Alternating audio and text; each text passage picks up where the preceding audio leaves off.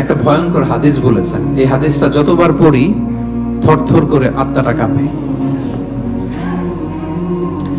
কিয়ামতের দিন আল্লাহ তাআলা অনেক শহীদকে বলবেন তুমি জাহান্নামে যাবে।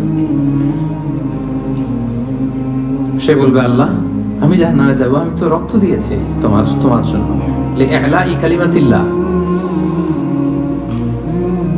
আমার দেহের তাজা রক্ত দিয়ে আমি শহীদ হয়েছি, জানাজা ছাড়া আমার দাফন হয়েছে, আমি তো জান্নাতে যাব। আল্লাহ বলবে না, তুমি শহীদ হয়েছো এই কারণে যে লোকজন তোমাকে বীর বলবে, বীর বাহাদুর। তো দুনিয়াতে তো তোমার বাহাদুর বলছে, তো তোমারে বিশাল যোদ্ধা ছিল, বাহাদুর ছিল, এই খেতাব তো তুমি পেয়েছো, আমার কাছে কিছু নেই, জাহান্নামে যাও, গো টু দ্য হেলফায়ার। অনেক দানশীলকে আল্লাহ বলবে জাহান্নামে যাও। সে বলবে আল্লাহ আমি জাহান্নামে যাব, আমি তো মসজিদ, মাদ্রাসা, এতিমখানা,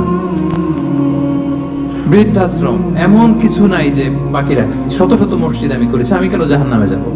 আল্লাহ বলবে না, তুমি দান করেছিলে এই জন্য যে লোকজন তোমার দানশীল বলবে, দানবীর বলবে, আদেম তাই বলবে, ওইটা তো তোমাকে বলা হয়েছে, জাহান্নামে যাও, আমার কাছে কি চাও, go to the hell fire. সেদিন আল্লাহ তাআলা অনেক আলেমকে ডাকবেন, অনেক দাঈদেরকে ডাকবেন, অনেক দুআত ইলাল্লাহদের তিনি ডাকবেন।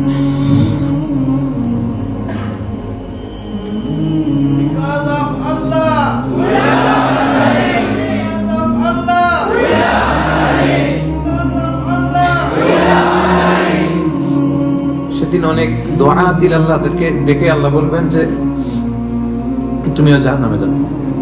সে বলবে আল্লাহ কেন? আমি মানুষকে কোরআন শিখিয়েছি, আমি মানুষকে হাদিস শিখিয়েছি, আমার কথা শুনে অনেক নামাজ ধরেছে, আমার কথা শুনে অনেকের দাড়ি রেখেছে, আগে সুদ খেত, আমার কথা শুনে সুদ বন্ধ করেছে, আমার কথা শুনে তো আল্লাহ এরা নামাজি হয়ে গিয়েছে। দ্য এন্টায়ার সোসাইটি সুদ বন্ধ করেছে, নামাজ ধরেছে, তারা ফরজ যাকাত দিত, আল্লাহ আমি কেন জাহান্নামে যাব? আল্লাহ বলবেন তুমি এই দাওয়াতি কাজ করেছো, লোকজন তোমাকে বড় আলেম বলবে, লোকজন তোমাকে বড় সেলিব্রিটি বলবে, লোকজন তোমার নামে তাকবীর দিবে, তোমাকে বড় আলেম বলবে, বড় দাঈ বলবে। এটা তো বলা হতো তোমাকে দুনিয়াতে, আল্লামা বলে ডাকা হতো তোমাকে, বাহরুল উলুম বলা হতো তোমাকে, জ্ঞানের সাগর, অনেক বড় দাঈ, অনেক বড় সেলিব্রিটি তোমাকে বলা হতো এই দুনিয়াতে। তো যা চেয়েছো তা তো পেয়েছো, আমার কাছে কি চাও?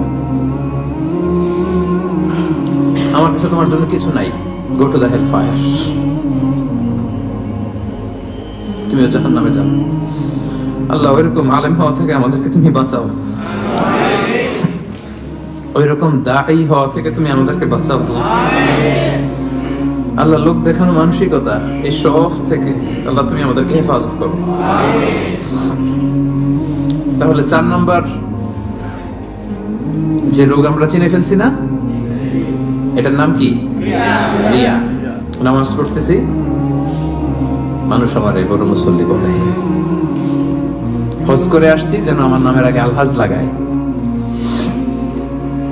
যাকাত দিচ্ছি, যাকাতের শাড়ি লুঙ্গি, দানবীর শিল্পপতি এটা যেন বলে, জিহাদের ময়দানে গিয়েছি, ইসলামের জন্য মিছিল দিচ্ছি, যাতে মিডিয়াতে আমাকে সবার আগে দেখা যায়। আল্লাহ বলবে go to the hell fire, জাহান্নামে যাও। এগুলো একটাও আমার জন্য করো নাই, তুমি যা চেয়েছিলে দুনিয়াতে তুমি সেটা পেয়েছো, আমার কাছে কি চাও? কিচ্ছু নাই আমার কাছে তোমার জন্য, যাও। আল্লাহ এরকম দানশীল হওয়া থেকে, এরকম আলেম হওয়া থেকে, এরকম বীরত্ব দেখানো থেকে আল্লাহ তুমি আমাদেরকে হেফাজত করো। আল্লাহ রিয়া থেকে আমাদের এই কলবটাকে তুমি মুক্ত করো। আল্লাহ আমরা যা করব কেবলমাত্র শুধুমাত্র তোমার সন্তুষ্টির জন্য, তোমাকে দেখানোর জন্য যেন করতে পারে, আল্লাহ তুমি তৌফিক দান করো। তাহলে 4 নাম্বার রোগটা চিনতে পারছেন প্রিয় ভাইরা? কি নাম এটার? আলহামদুলিল্লাহ, এই তো বুঝে ফেলতেছেন। তাহলে আজকের এই প্রোগ্রাম থেকে আমরা এই রিয়া বা লোক দেখানো মানসিকতা এটাকে না বলে দিব, কি বলেন? আজকের এই প্রোগ্রাম থেকে আমরা সবাই রিয়াকে কি বললাম?